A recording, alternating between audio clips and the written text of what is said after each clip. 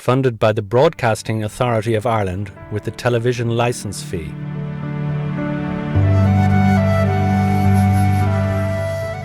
Over the years, many Irish men and women have volunteered their time, skills and services abroad to help empower people and communities. Such volunteerism overseas embodies the noble ideal that it's good and worthwhile to dedicate oneself to helping others, whether volunteering to improve education in Zimbabwe or Cambodia, or provide famine relief in the Horn of Africa, or 1,001 similar scenarios. What unites such volunteers is their undying passion for life and social justice. The best thing of volunteering overseas was that you can contribute and that you can help. One gets back more. I certainly got back more than I would have given. I got great job satisfaction out of it, if you want to put it that way. So I felt my time was used efficiently. I always felt through it that I was privileged. I was privileged to be there. I was privileged to have the opportunity. Hugely rewarding in terms of our own personal development and feeling that we were making a contribution and helping people to make their lives that little bit better. It's about making a difference for good in people's lives.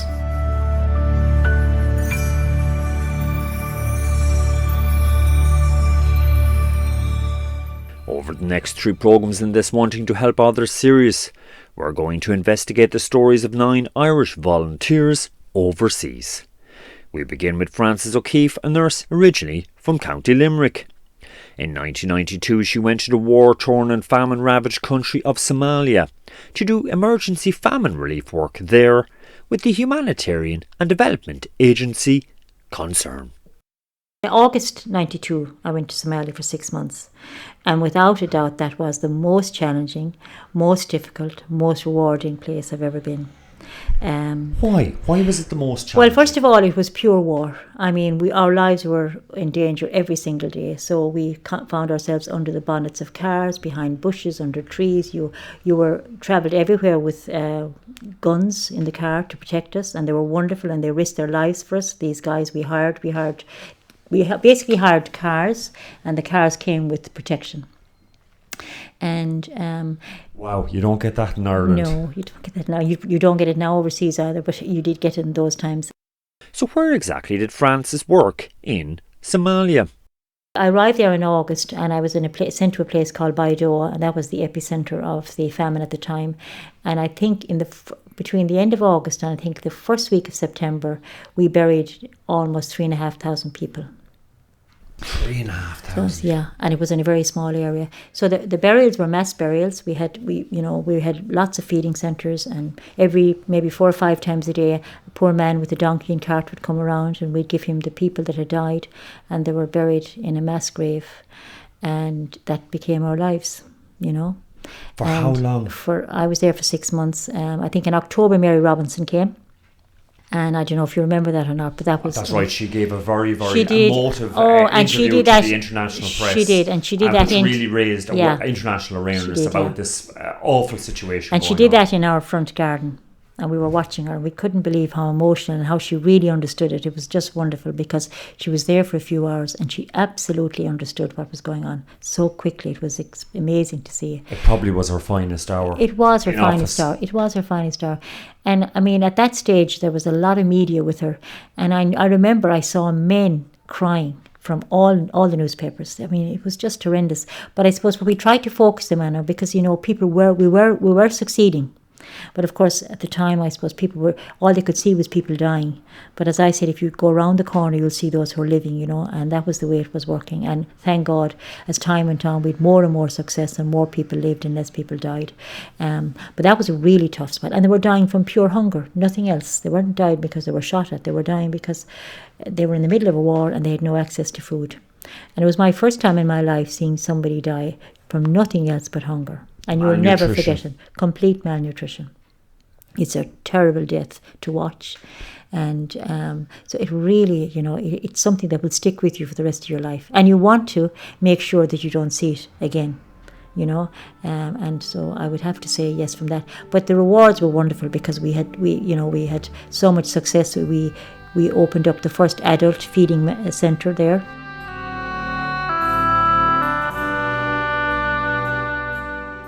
Frances, what did the work entail? I mean, this is emergency aid work that you're doing. I mean, what exactly? Flesh it out for listeners. Flesh it please. out, yeah. So up early every single morning. We had a lot of feeding centres, and I was the coordinator of I was the health coordinator. So every morning I would go from centre to centre. I'd work with some of the girls because, I mean, it really involved, and I suppose the type of work we do is very personal.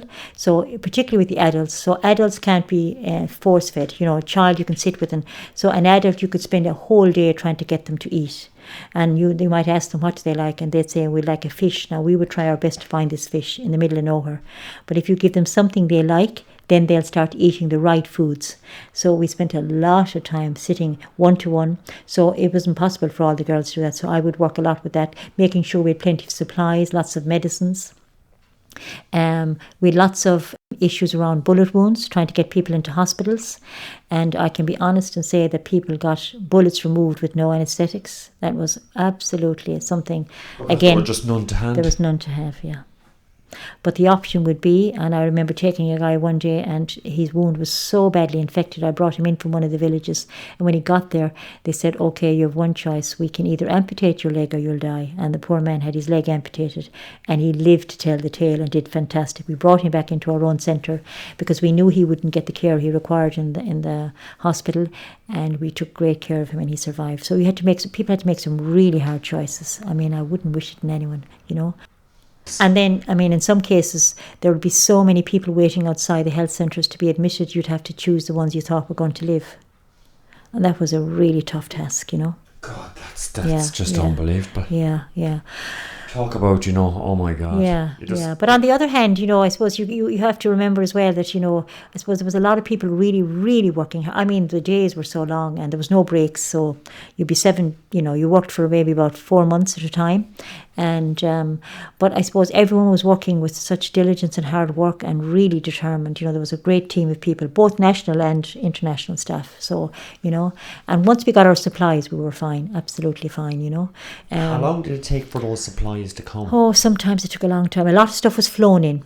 And of course that was risky as well, so people flying in. There's a war going on all the time. Yeah. So, you know, you're there, you're in the middle of this war situation as the bullets are flying and the bombs are going off, and you're trying to keep people alive. Yeah. So and really what you had there is, in many ways, was a mobile MASH, you know. A mobile MASH, except it was more around, it was a mobile MASH and famine. And I think that's the part, you know, I mean, you know, while I talk, you know, it was really the hunger part that is just absolutely, that never leaves you. I mean, I suppose maybe as a nurse, maybe wounds or something, but people dying from hunger is something you never want to see. And particularly adults. And God loved them, but they suffer terribly to watch, you know. So we had a kind of a policy that, you know, everyone, because a lot of people had no clothes, you know, they just had nothing. So we, you know, if you knew somebody was dying, everyone died with dignity, I can say that. So one nurse took over and sat with them, held their hand, made sure they had a nice wash, you know, made sure they were comfortable, and there was never anyone who died on their own. And even though we had thousands in our feeding centres, that was the policy, and it worked very well. So you'd often be called to sit with somebody, you know, if you were going around and say, Frances, would you mind sitting there, please? No problem. And they all did it, so that nobody died on their own, because you can imagine people would have travelled for 20 days, and by the time they got there, they were just so weak and so hungry, and it would be too late, you know. But we definitely would try, you know. But I suppose we did manage to succeed in the sense that once we understood the kind of foods they should eat, and we were able to get them in, we were able to get food from Kenya, anywhere we could get food. We got lots of food sent from Ireland, lots of, you know, dairy products that we really needed. And so the Irish people were phenomenally generous. I think Concern alone, I could be wrong in this, but I got 16 million from the Irish public. Can you imagine? Wow. That's great. Absolutely. I mean, and we were able to spend it. Time. Oh gosh, and they were so delighted, and we made sure they knew how we spent it, and I mean, yeah, they were phenomenally generous and kind to us, and I suppose it did get a lot of media coverage, so I suppose people could see the challenges, and they were very willing to.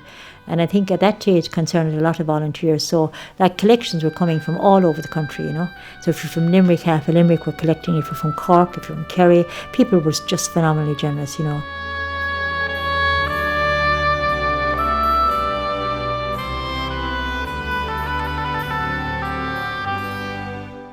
And I also asked Frances O'Keefe what were the big lessons that she learned from her volunteer work in Somalia during the early 1990s.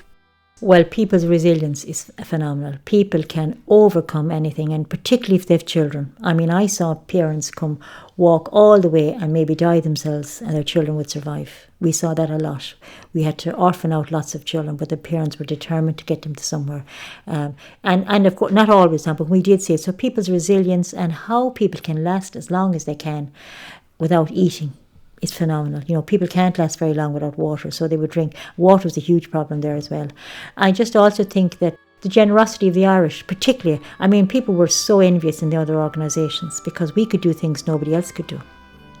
We were able to set up the first adult feeding centre, but it was like a hospice, and it was all funded by Ireland.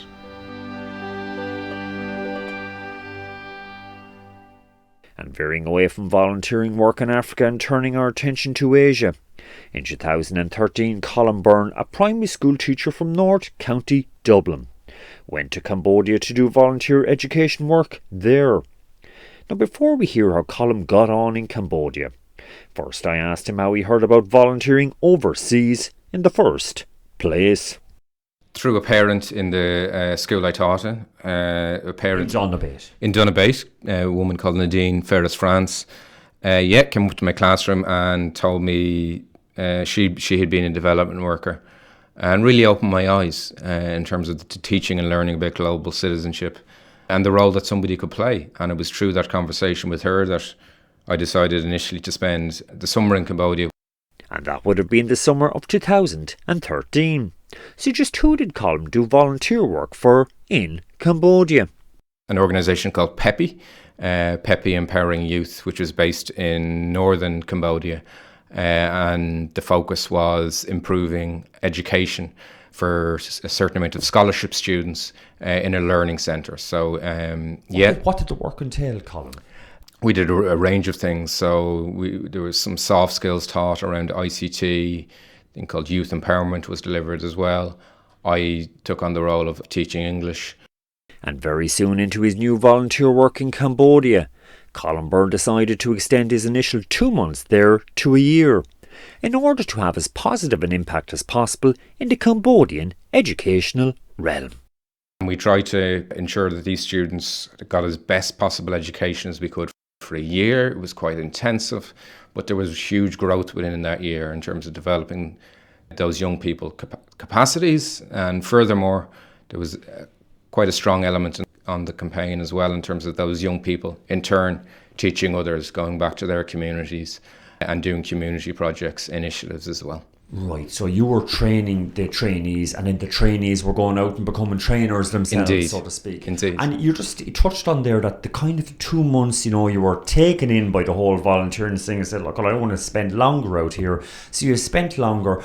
Now, you were telling me earlier on, during this time, you were learning big lessons. What kind of lessons, Colin? How naive I was, how innocent I was. I remember one day teaching students and thought this was fantastic, great lesson. We'll get a pizza, we'll share it, and bought the pizza, and none of the students ate the pizza. Of course they didn't want pizza. What would they want pizza for? They'd be much more interested in other dietary choices. Because rice is the big staple out in Cambodia. It's the potato to the Irish is rice to the Cambodians, so to speak. Absolutely. And that whole area of giving things away versus, building people and working with people who will build you as well. I think that was hugely important in terms of having that experience where there was shared learning and there was listening going on. A key lesson as well for me was often you'll be doing something, you think it's going well and you won't get the negative feedback. But then you stand back a bit, you analyse, you talk to trusted Cambodian people and you look at, geez, did that actually go well? You know, what were the learnings from here? Are they saying yes because they would just want me to go away, or are they really engaged here? So having that cultural nous of being able to read situations and go beneath the surface a little bit, that's definitely been a learning point. I'd say that took a while to pick up and to learn. Would I be right, Colin? Absolutely. And in terms of developing that open and honest feedback with people, where you're able to impart knowledge, you're able to impart feedback, and they in turn can do the same for you, because we're a team, because volunteers, development workers are very important, but no one person can do it all. We must all work as part of a team, have a shared goal, a shared understanding, and then the whole thing is much more sustainable as well.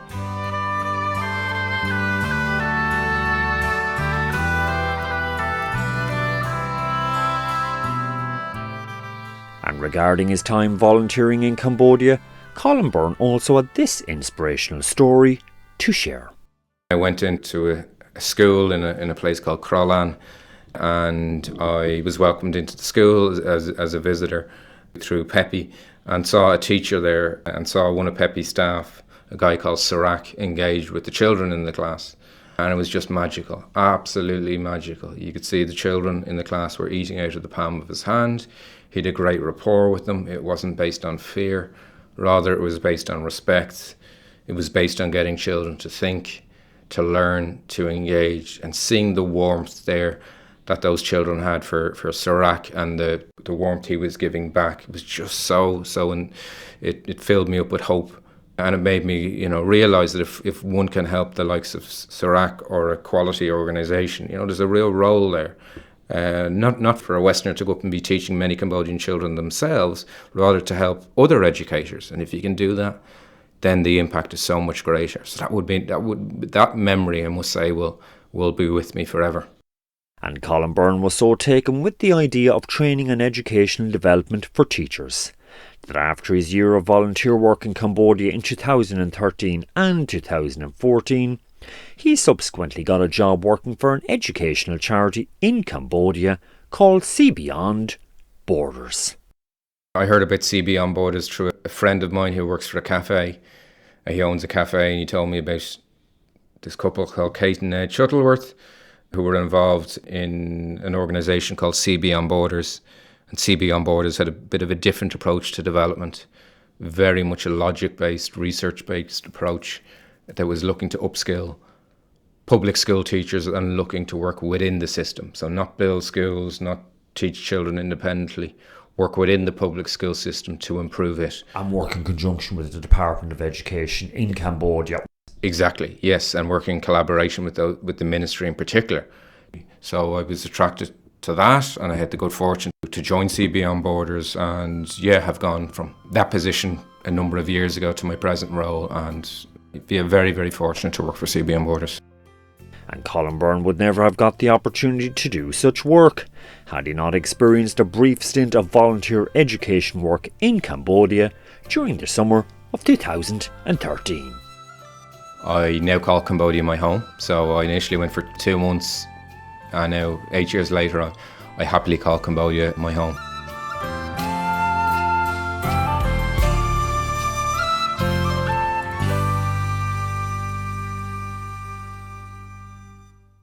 And veering away from volunteering work in Asia and turning our attention to Africa once again. In recent years, Tim Mullen, the manager of Cashel Credit Union, has done much volunteer work in association with the Irish League of Credit Unions International Development Foundation to help develop the credit union movement in Sierra Leone, which is situated in Western Africa. So what exactly did Tim Mullen's work entail? Essentially, our first jobs were to kind of go out into a limited number of credit unions, meet with credit union staffs and credit union treasurers and credit union volunteers, credit union chairpersons, etc., and make a kind of an assessment in terms of how things were going, how things could be positively improved and practically improved, and to then come back towards the second part of the visit to a series of workshops around planning and around risk management. So we spent a bit of time in the field there talking to the people on the front line, and sometimes, encouraging people as well, because look, after all, they are credit union people. They're not unlike anybody that I would have worked with in Ireland in terms of their motivation. They're very enthusiastic, they're volunteer driven, and they're very centred around their communities and around their people. And they do actually make a significant difference for good in terms of what they're actually doing there. And sometimes a little bit of outside acknowledgement of that is helpful as well.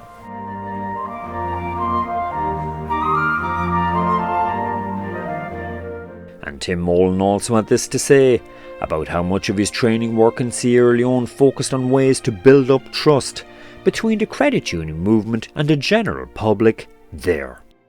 The importance of education, of financial education, is really, really important, and people have to realise that, first of all, you have to build trust.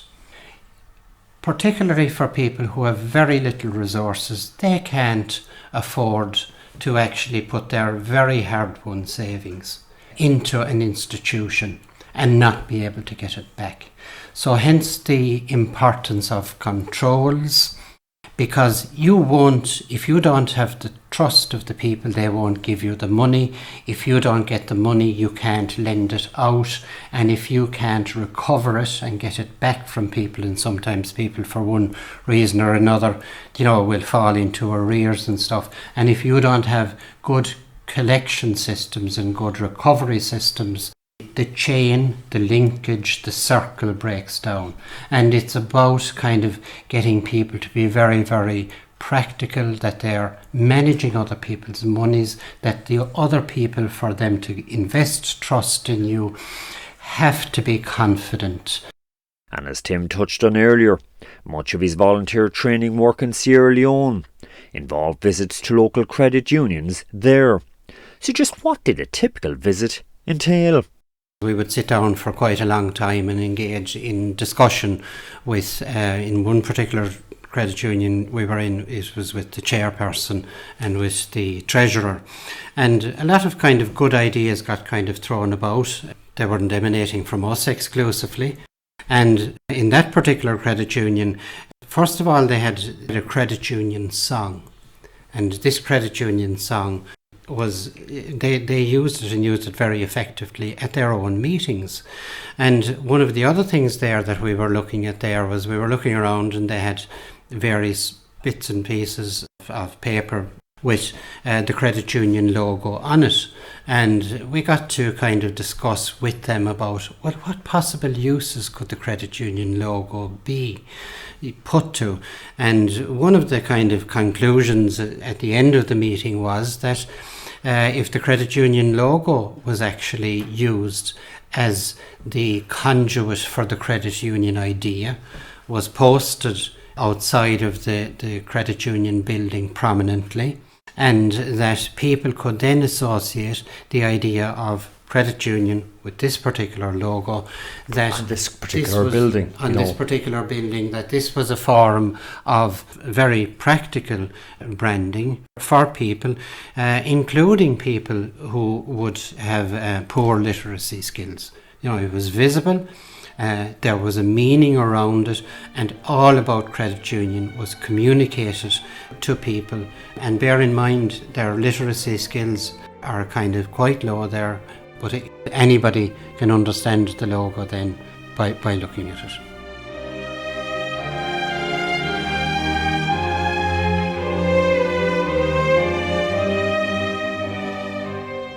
And Tim Mullen also had this story to share concerning another Sierra Leone credit union that he did training work with. One of the days out in one of the outlying areas, we went out for a drive around the town. And this is a credit union, it's 500 members, and there's an absolutely massive hospital in the town. There's about 4 or 5 massive schools in the town with lots of teachers in them and the whole lot. And so we were saying to them, and what are you doing to actually tell those people about the credit union and the credit union message and what it can do? And they said, well, they know where the credit union is. And we were saying to them, well, sometimes the apparent is not actually so apparent. And the English kind of broke down on us at that stage, because one of the individuals, the chairman of that particular credit union, thought that we were giving a talk on parenting. Oh, God. But we got it sorted out anyway, and one of the kind of the things again that they were going to do at that stage, and they were having it in their little plan at the end of the planning session, was to get a number of flyers and to actually go to the hospital and go to the various schools. Something as simple as flyers, Robert. Yeah. Marketing, we call it marketing in this part of the world.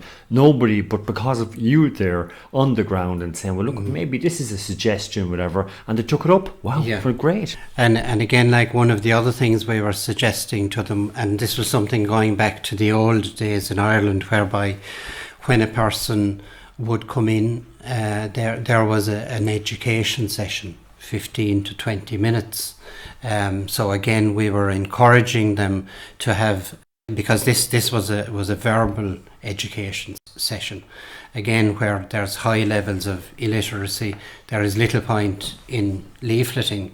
Okay, you would leaflet places like hospitals and schools where there would be higher levels of literacy. But the importance of the actual verbal communication, again, we were stressing that a lot to people.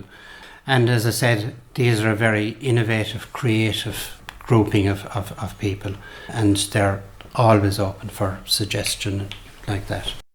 And I also asked Tim Mullen, where does he feel that he had the most positive impact in his training work with credit union staff in Sierra Leone in recent years? Well, I suppose, first of all, it was in acknowledging when people were doing stuff really well, and so that was really important, because sometimes a little bit of outside validation is important for people who are trying really very, very hard. And secondly, it was in the whole area of, well, how do we practically deliver upon, and how do we practically make plans that can be delivered upon within the resources we've got. So I suppose the idea of kind of getting more practical planning kick-started was, I think, something that we would have left behind as a message there.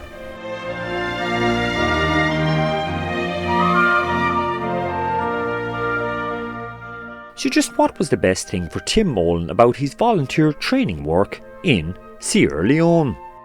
Very simply, you get back way more than you give out. It is absolutely fabulous. It's life reaffirming.